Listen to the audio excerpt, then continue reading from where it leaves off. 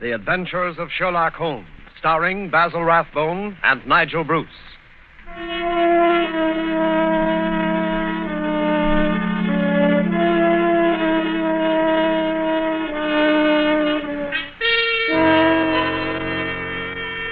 The makers of Grove's bromoquinine tablets bring you another adventure of Sherlock Holmes, with Basil Rathbone as Sherlock Holmes and Nigel Bruce as Dr. Watson. A cold is a miserable thing. A cold may become a dangerous thing. Even a so-called light cold can take a serious turn. Be prompt, be decisive in your treatment of a cold. At the very first sign of a cold, take Grove's bromoquinine tablets. Bromoquinine tablets quickly check the symptoms of a cold, quickly relieve the distress of a cold. They give you speedy results, which are very important. Don't monkey around when you can get such a dependable preparation as Grove's bromoquinine tablets. And now, here we are again on our usual visit to Dr. Watson. He's waiting for us in his study, a cheerful blaze crackling on the hearth. I'm very relieved to see you, Mr. Manning. Hasn't the weather been atrocious today? I was beginning to wonder if you'd be able to get here tonight through all this fog.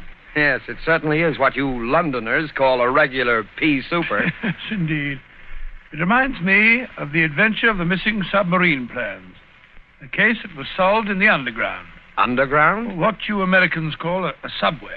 Yes, but what has a solution in a subway got to do with a foggy night? Well, you see, the affair started in weather exactly like this. It was the third week in November, the year 1895, to be exact. On Monday, a dense yellow fog had settled down upon London. On Thursday, it was still there, thicker and murkier than ever. At first, Holmes had turned his nervous energy to cross-indexing his huge reference books. But when, after pushing our breakfast chairs back for the fourth morning, we saw the greasy brown swirl still drifting past the windows, Holmes's patience snapped.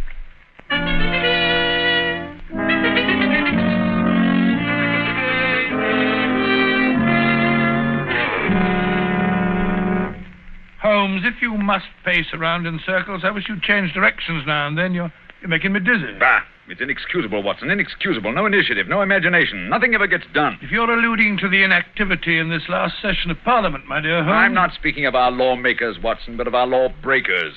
The London criminal is certainly a dull fellow. What makes you say that? Well, look out of the window. Ideal weather for committing a crime. The criminal advances on his intended victim practically unseen. He pounces and disappears into thin air. There have been numerous petty thefts, I believe. Petty thefts, pickpockets, ragamuffins. What's the country coming to?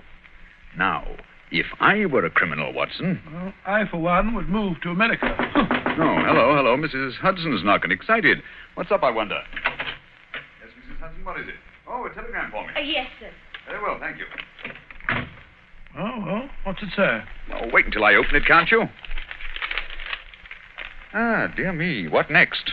Most unusual, Watson, most unusual. What's most unusual, Watson? What's it say? Well, it's from my brother, Mycroft. You remember him. He helped us solve the case of the Greek interpreter. He's coming here. Why not? What's so phenomenal about Why this? not? Why not, indeed? It's as startling as it would be to meet a tram car coming down a country lane. Yes, now I come to think of it. Mycroft is rather like a tram car. His rails lead from his Pall Mall lodgings to the Diogenes Club in Whitehall. That's his circle. I wonder what upheaval could have derailed him. Doesn't the telegram explain? It says, must see you about Cadogan West, coming at once. Cadogan West? Cadogan West? Why, that's the young chap who's found dead in the underground on Tuesday morning. I remember reading about it in the papers. Oh? The young man had apparently fallen out of a train and killed himself. He hadn't been robbed, and there was no reason to suspect violence. Quite an uninteresting case, if I remember correctly. And yet, it's serious enough to cause Mycroft to alter his habits. No, Watson. This must be an extraordinary event. Do you recall any other facts about the affair? Yes, I come to think of it, there was one unusual bit came out at the inquest. They were unable to ascertain at what point he entered the train, because his ticket was missing. Strange. What articles were found on the body? Oh, £2.15, I believe it was, a checkbook and... Oh, yes, 2 dress circle tickets for the Woolwich Theatre. dated for that evening. Theatre tickets, eh? Then it wasn't suicide. A man doesn't procure theatre tickets for the evening on which he intends to end his life. Anything else? A small packet of technical papers. Technical papers? What kind of technical papers? The newspapers didn't say. As serious as that. What did the young man do? Where was he employed? He was a clerk at Woolwich Arsenal. Government employ. There we have it, Watson. British government, Woolwich Arsenal, technical papers. That's why Mycroft is involved in this affair. I don't understand. No, I suppose not. Watson, have I ever told you what Mycroft is? Your brother, of course. Oh, no, Watson. Do you have to be so dense? I mean, do you know what he does? I seem to have some vague recollection that you once told me that he'd held some small office under the British government. It would be more accurate to say, in a way, that he is the British government. What? His position is unique. He made it for himself. As the tidiest and most orderly brain of any man alive, with a great capacity for storing facts and giving them the proper interpretation. The conclusions of every government department are passed on to him. He's the central exchange, the clearinghouse. Again and again, his word has decided the national policy. He thinks of nothing else. Nothing else can lure him from his contemplations. And yet he's coming here. Yes, Jupiter is descending on us today. What on earth can happen? Watson, that sounds suspiciously like a bad pun. Here he is, if I'm not mistaken, to speak for himself. Come in. Hello, Mycroft. What's up? You look flustered. Most annoying business, Sherlock, most annoying. You know how I dislike altering my habits. Extremely awkward for me to come away from the office, particularly with Siam in its present state. Oh, dear me. Yeah, sit down, Mycroft, sit down. You know Watson, of course. Yes, of course. I'm trying to find a chair that I can trust to hold me. I'd better take the sofa. You certainly haven't got any thinner. I've never seen the Prime Minister so upset. As for the Admiralty, it's buzzing like an upset beehive. You know anything about the case? Watson's just been telling me what was in the newspapers. Just what were the technical papers found on the body? Sherlock, for the love of heaven, not so loud. Those papers which the wretched youth had in his pocket were none other than the plans of the Bruce-Partington submarine. Oh? A submarine which will completely revolutionize naval warfare. The most important papers in our government archives. Under no circumstances could they be removed from the office. Even the chief constructor of the Navy was forced to go to Woolwich if he desired to consult them. And yet we find them in the pockets of a dead junior clerk in the heart of London. Yeah, from an official point of view, it's deplorable, my dear Mycroft. Simply deplorable. You may laugh, Sherlock, but this country won't be safe until they're recovered. But I thought you said that they were found in the pocket of this chap, Cadogan West. 10 papers taken from Woolwich. 7 were found in the pockets of Cadogan West. 3 are still missing, the 3 essential ones. To recover those 3 papers is imperative. The peace of Europe depends on them. Nice little problem, eh, Watson? Why did Cadogan West take the papers? How did he die? How did his body reach the place where it was found? And where are the missing papers? Find the answer to those questions, Sherlock, and you'll have done your country an invaluable service. Oh, why don't you solve it yourself, Mycroft? I believe you could. Possibly. But it's a question of digging out details. Give me the details, and I can give you the solution from an armchair. No, when it comes to running about and cross-questioning railway guards and lying on one's face with a lens to one's eye, no, that's not my métier. Besides, your figure prevents your taking such an undignified position, eh? Very well. Leave that part of it to us, eh, Watson? Right, you are. Good. I've got a cab waiting outside to take the place where the body was found. I can give you the details on the way.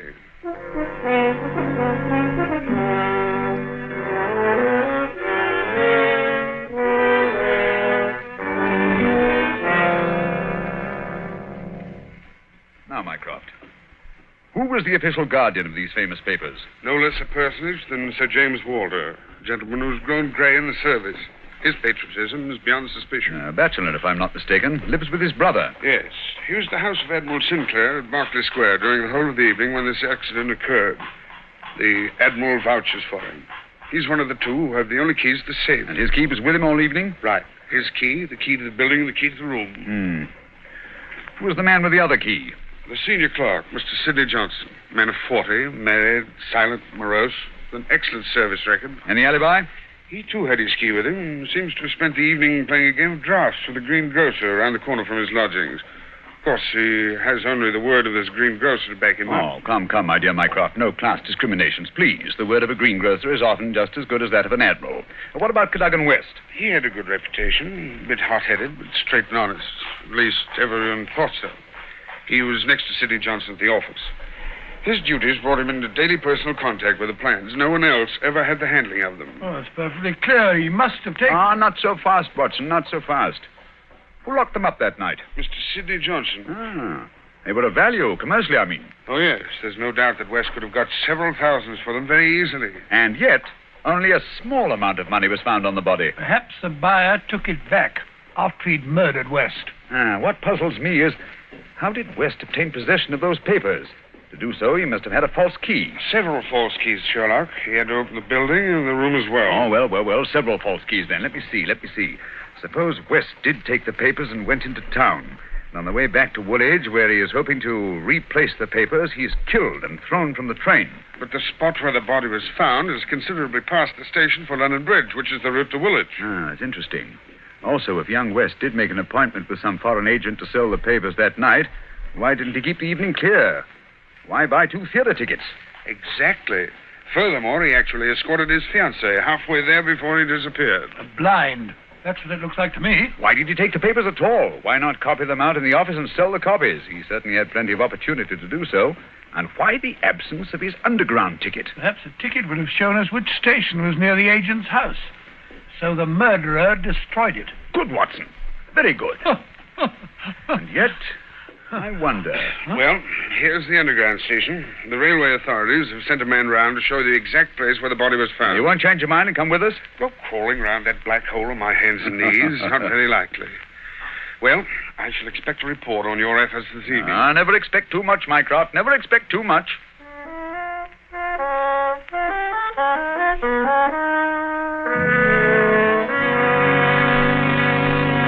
Before we follow Holmes and Watson into the mazes of the London subway system, I have a word of advice. Every year, colds cause a lot of sickness. Every year, they cause a lot of expense and time lost from work. Always regard a cold seriously. Always treat it earnestly. At the first sign of a cold, take Grove's bromoquinine tablets. Bromoquinine tablets are famous relief for the distress of a cold. Their efficacy has been fully established. Bromoquinine tablets go right to work on a cold symptom. They don't waste any time. They don't pull any punches. They quickly relieve the misery of a cold. They help reduce the fever of a cold. Thousands of people keep bromoquinine tablets handy all winter. Thousands of people depend on them as their relief for colds. No other preparation enjoys greater confidence than bromoquinine tablets. Follow the example of millions, and at the first sign of a cold, take Grove's bromoquinine tablets. Get them at any drugstore, a few cents a box. Ask specifically for Grove's, Groves, Bromo, Bromo, quinine, Quinine, Grove's bromoquinine tablets.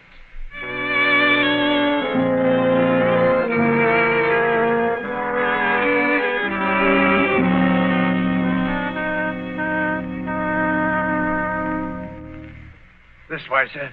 Step right along the tracks. But it isn't safe. Supposing a train should come shooting round that curve. Oh, that's all right, sir. There won't be another for 5 minutes anyway. Here we are, sir. This is where they found the body. Right here alongside the rails. Lying on its face it was. Spooky old place, eh, Holmes?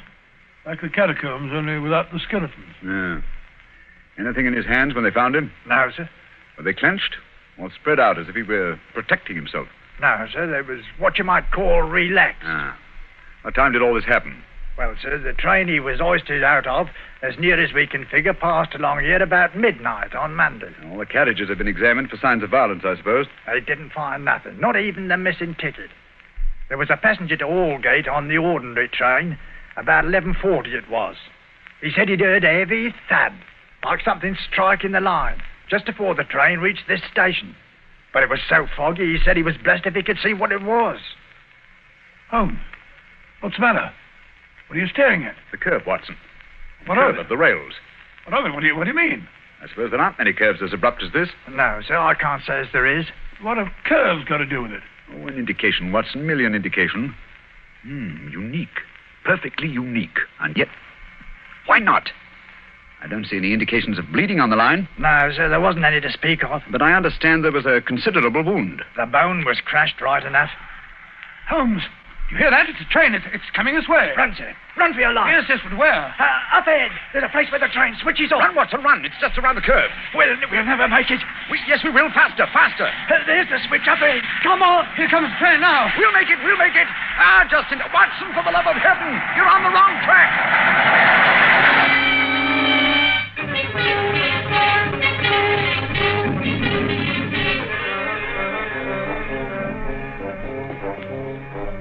Well, that was a narrow escape, Holmes. I must say my knees are still shaking. Look at the shoulder of my coat where you pulled at me. Lucky thing for you that I did. Where are we off to now in this fog? Yes, it's a nice afternoon. Suppose we pay a few calls. I think Sir James Walter claims our first attention. After that, we might drop in on Miss Westbury. Miss Westbury? Who's she? She is Cadogan West's fiancée and the last person to see him alive. Holmes, we seem to be going around in circles. We've accomplished absolutely nothing so far except to get ourselves nearly annihilated in the underground. After all, it's perfectly obvious that the young man had a quarrel with someone, in all probability the agent, to whom he sold the papers, and got himself thrown out of the railway carriage for his pains. I disagree with you, my dear Watson. His body fell from the roof of the carriage where it had been placed. Cadogan West met his death elsewhere. The roof of the train? Consider the facts, Watson. A, the curve in the tracks. The body is found at a spot where the train pitches and sways as it comes around the points. B, there was no ticket. C, there were no signs of bleeding on the line because the body had bled elsewhere. Of course. Everything fits together, but where was the body placed on the train? I think I can make a fair guess at that, my dear Watson. Here we are. This is the famous official villa of Sir James Walter. And that, if I'm not mistaken, is his brother, Colonel Valentine, just coming out of the house. What's the matter with the man? He looks positively haunted. Oh, pardon me, Colonel Valentine, but can you tell me if Sir James is at home? Sir James, sir? Sir James is dead. Good heavens, dead? He died this morning. It's terrible. Terrible. How did he die? Oh, it's this horrible scandal. My brother, sir, was very sensitive of his honor. He couldn't survive the disgrace to his department. It broke his heart. Pardon me, gentlemen, I must go. It broke his heart. Most appalling development. Eh, Holmes? I wonder if his death was natural, or if the poor fellow killed himself.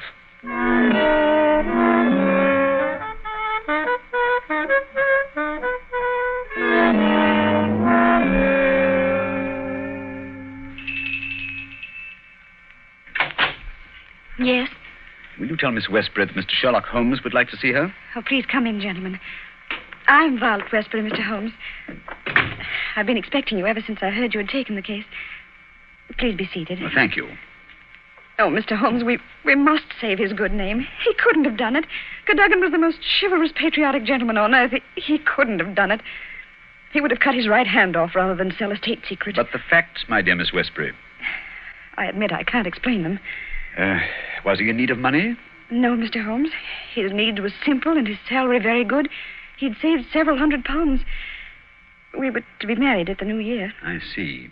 Had you noticed any signs of mental excitement? Why, well, that is... Come, Miss Westbury, be frank with us. Yes, Mr. Holmes. That night, I had a feeling that there was something on his mind. Mm-hmm. Tell us about it, will you? We were on the way to the theater.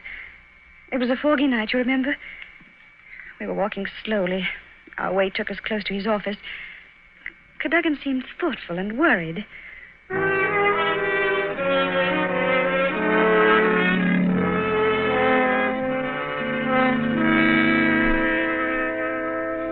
Darling, what's the matter? You haven't said a word for the last 5 minutes. Have I said or done something? Of course not, silly. It's just that I've got something on my mind. Oh, why not tell me about it? Perhaps I can help. It's no use, Vi. It's too serious for me to talk about, even to you. You know, sometimes, Caddy, I feel just the least little bit jealous of that old job of yours when you're cooped up in that building all day. Oh, now you're not going to be jealous of the building. Well, not really. But it is funny to think of a husband having secrets he can't tell his wife. Mighty important secrets, I can promise you. There's one in particular that any foreign spy would pay good money to get hold of. How thrilling. Well, I don't know. They're awfully slack about some things over there in that building, Violet. Much too slack. It would be too confounded easy for a traitor to get his hands on those plans. What plans? Never mind, darling. I guess I'm getting a bit melodramatic. But there's something been worrying me. Hello, what's that? What's what? Over there, that shadow moving along the side of the building. It's a man. So that's it. I always suspected... Oh, what's the matter? You're so excited. What's wrong? Stay here, Violet. There's something I have to find out. Stay here.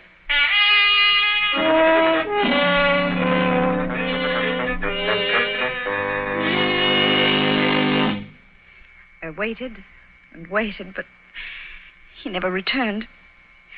Oh, Mr. Holmes, if you could only save his honor, it meant so much to him. We shall do our best, Miss Westbury. This shadow, this man moving along the building. Did you see it, too? I think I did, Mr. Holmes. But the night was so foggy, I can't be sure. But there must have been a man. Another man. It couldn't have been Cadogan. Surely character goes for something. Let us hope so. Come along, Watson. We must return home. I'm expecting an answer to some telegrams I sent Mycroft early this afternoon. We've done enough for one day.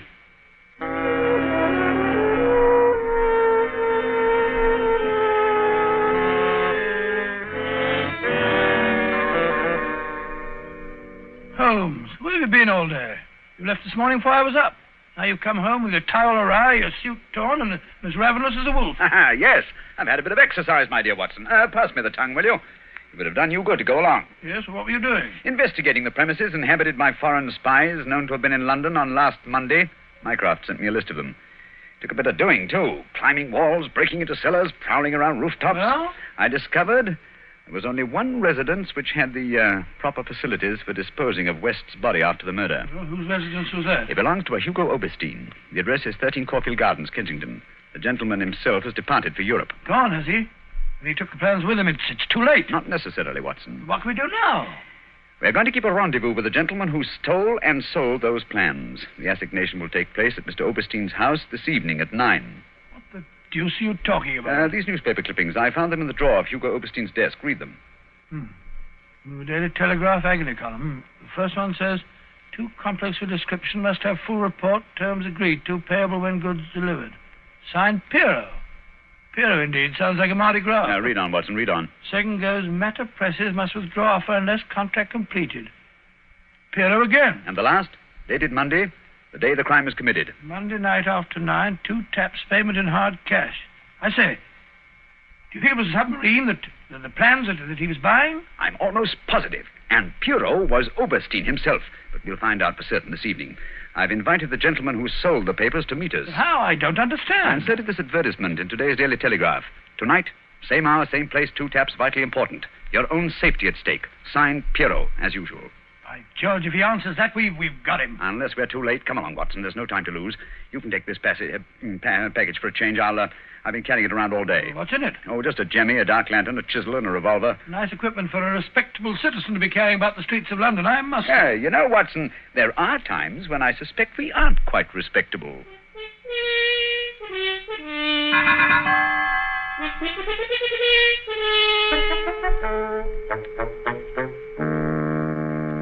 Here we are. This is Caulfield Gardens. Thank heavens, it's still foggy. I shouldn't like to be caught in the act of housebreaking. Yeah. Over this wall, Watson. There's a window we can easily pry open in the back. Scale that wall? Come on, hurry up. There's no time to lose. Here. I'll give you a boost. Come on, up you. That's it. Look out, here I come. I must say, Holmes, you're as agile as a cat. It's uncanny. This is the window. Light the lantern and give me the jemmy. 1, 2.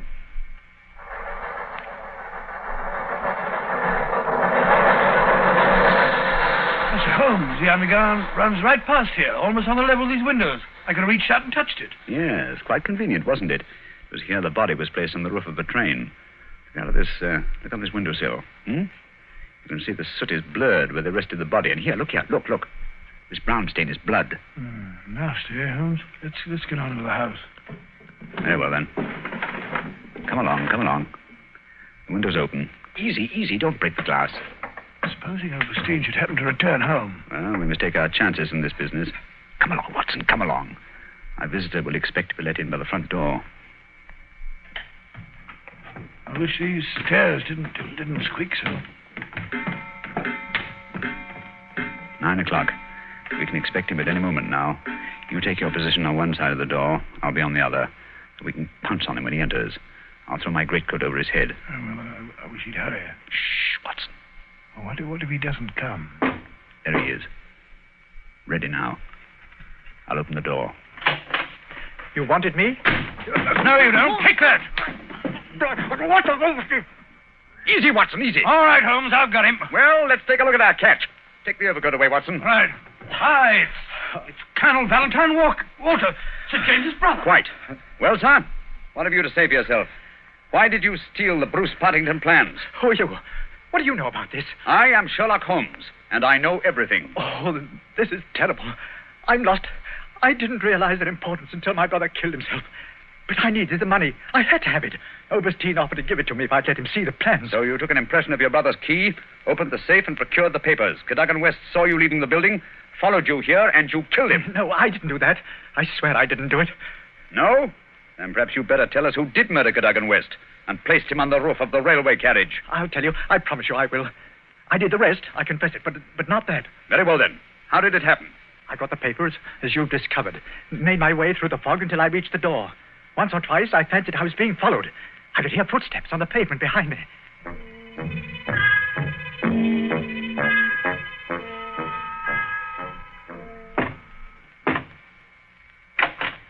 Colonel Walter? Yes? You have the papers? Yes. Let me in, quick. I think someone's been following me. Yes, it's me. You can't do this, Valentine. It's treason. Corey, do you hear? No, you can't sell the papers. Papa Oberstein, he knows how to use a blackjack, eh? You've killed him. So? It's murder. I'm going to get out of this. Oh, no. I think different. You will come in here if you do not wish to taste a blackjack, too. But but... That is better. Oh, what can we do? They'll find the body. I have an idea. First, I look at those papers. I take the ones I want, and the rest we put in the pocket of this foolish young man. And then we give him a nice ride on top of the underground train, no? He will be the guilty one. Who will ever know?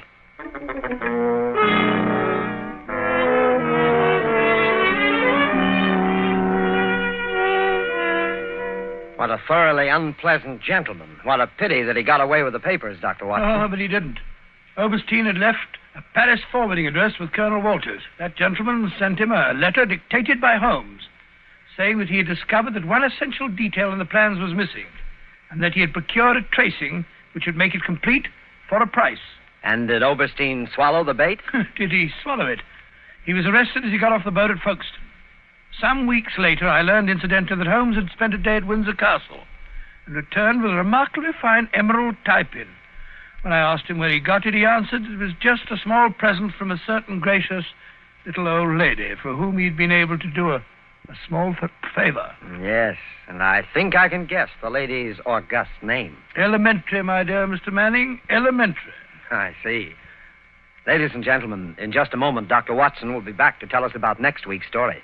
In the meantime, let us repeat. Watch out for colds. At the first sign of a cold, take Grove's bromoquinine tablets. Bromoquinine tablets are made especially for the relief of colds. In other words, they're specialized medication, and that's what you want.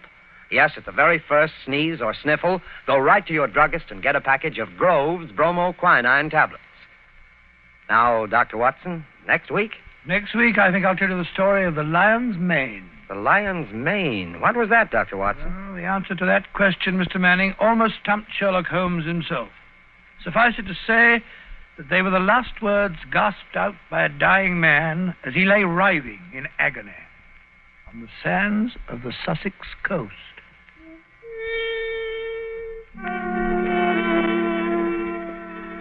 You have been listening to a Sherlock Holmes adventure, adapted from Sir Arthur Conan Doyle's story, The Bruce-Partington Plans, with Basil Rathbone as Sherlock Holmes and Nigel Bruce as Dr. Watson.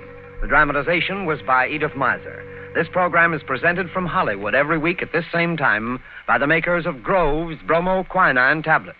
Quick relief for colds. This is Knox Manning speaking.